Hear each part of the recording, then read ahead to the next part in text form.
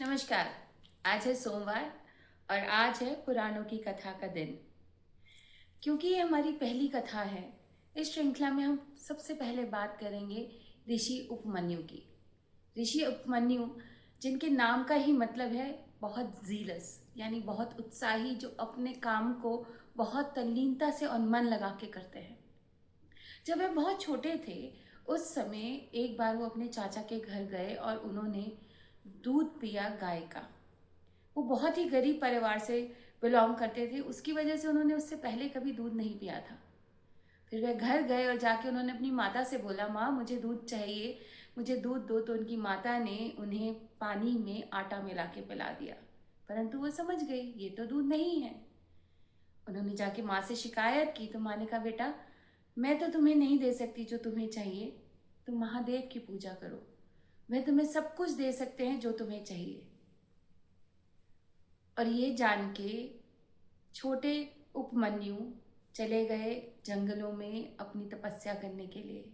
निरंतर अभ्यास, निरंतर तपस्या, नित दिन, एक दिन का भी उन्होंने विलंब नहीं किया और हमेशा अपने कार्य को करते रहे। इतना कि वो अंधे भी हो गए, उनके गुरु ने उनके हाथ भी काट दिए, परंतु वो अपने कार्य से कभी अडिग नहीं हुए। उन्होंने कभी अपने अभ्यास को नहीं छोड़ा। उनकी तपस्या से प्रसन्न होके एक समय शिव जी ने विचार किया कि मैं भी तो इसकी तपस्या का एक बार परीक्षा लेके देखूं। और वो जो है इंद्रदेव के रूप में उपमन्यु के सामने आ गए। अब उपमन्यु ने उन्हें प्रणाम किया और इंद्र ने उन्हें बहुत सारे उल्हाना देने शुरू किए कि क्या तुम शिव की पूजा कर रहे हो, मैं तुम्हें सब कुछ दे सकता हूँ, शिव तो कुछ नहीं देते, इतने सालों से तुम पूजा कर रहे हो, क्या मिला है तुम्हें। परंतु वो इतने नित्य तरीके से, इतने मन से शिव जी की पूजा करते थे कि उन्हें ये स्वीकार हुआ कि वो आत्महत्या कर ले, परंतु इंद्र की बातें सुनना उन्हें स्वीकार नहीं था। और जैसे ही उन्होंने आत्महत्या करने का विचार बनाया, उसी समय इंद्र के रूप में जो शिव थे वो अपने रूप में आ गए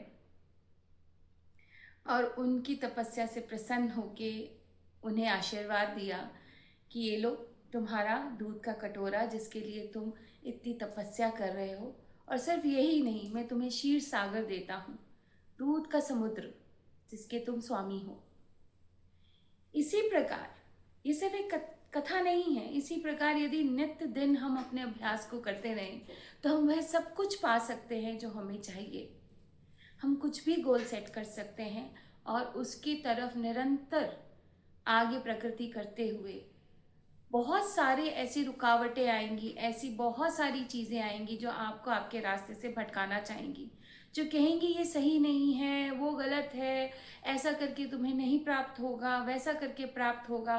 परंतु अपने विवेक के ऊपर विश्वास करते हुए, अपने अभ्यास को ना छोड़ते हुए यदि आप निरंतर प्रयास करते रहेंगे तो आप डेफिनेटली एक दिन अपने मुकाम को पाएंगे। जो हमारी पुराणों की कथाएं हैं वो सिर्फ कथाएं ही नहीं हैं, वो ज्ञान का सागर हैं। वो हमें बताती हैं कि हमें अपना जीवन कैसे जीना चाहिए। और इसी तरीके की और कथाएं जानने के लिए आप हमें हमारे चैनल को सब्सक्राइब कर सकते हैं। और नीचे कमेंट में आप मुझे ये भी बताइए कि इस तरह की कोई भी कथा यदि आपको पता हो, चाहे वो पुराणों की हो, चाहे आज के जीवन में किसी मनुष्य की हो, या आपके ही आसपास किसी इंसान की हो, पर आपको हम एक तोहफा ज़रूर देंगे।